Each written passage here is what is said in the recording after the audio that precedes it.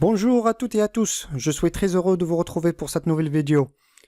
Au lancement d'une application Spring Boot, il y a l'affichage d'une bannière non la log, d'accord? Donc sachez-le, cette bannière est personnalisable. Ensemble, nous allons voir les différentes façons pour la personnaliser. Nous allons commencer par la personnalisation par programmation. Par programmation, ça veut dire, dans votre méthode main, vous avez une instance de type Spring Application qui s'appelle app. Donc, sur cette instance, on va appeler la méthode setBanner. SetBanner attend une instance de type banner qui est une interface, bien sûr.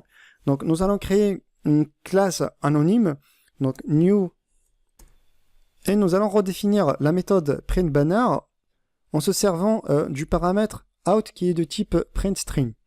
Donc ici, nous allons appeler out.println et passer notre message. D'accord? Zaromia par exemple. IT. Nous allons relancer l'application.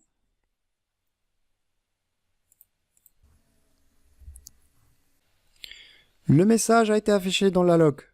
Je sais, c'est pas très joli. C'est pour ça, nous allons voir la deuxième façon de personnaliser la bannière. Et ceci en créant un fichier qui s'appelle banner.txt qui contient le message ou bien le texte que vous voulez afficher dans la log à la place de la bannière par défaut de Spring Boot. Et ce fichier-là, vous devez le déposer dans le répertoire resources, qui est le répertoire du class path. D'accord? Pour créer un texte formaté, nous allons nous servir d'un site qui s'appelle patorjk.com. C'est un site très utile pour créer du texte formaté. Donc, nous allons utiliser ce lien, text to ASCII art generator. Nous allons saisir notre texte, donc Zaromia IT. On va cliquer sur Test All. Et là, il est en train de générer un autre message dont 314 formats possibles. Donc, qui sont déjà là. Je vais choisir celui-là par exemple. Donc, je vais cliquer sur Select and Copy. Je vais aller dans Eclipse. Dans le répertoire Resources, je vais créer un fichier qui s'appelle banner.txt. Donc, File. Et là, c'est banner.txt. Voilà. Et je vais coller le contenu dans mon texte. Donc, je vais relancer l'application. Voilà le résultat attendu.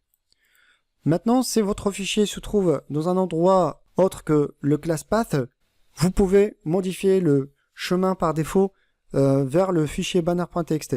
Donc, c'est ce que nous allons faire. Je vais créer un répertoire qui s'appelle divers. Et je vais mettre le fichier dedans. Maintenant, dans application.properties, on doit redéfinir l'emplacement par défaut du fichier banner.txt. Et ceci moyennant la propriété spring.banner.location. Nous allons définir l'endroit où se trouve notre fichier banner.txt, d'accord? Donc, class path de point divers / banner.txt. Nous allons relancer l'application pour vérifier que le message continue de s'afficher dans la log.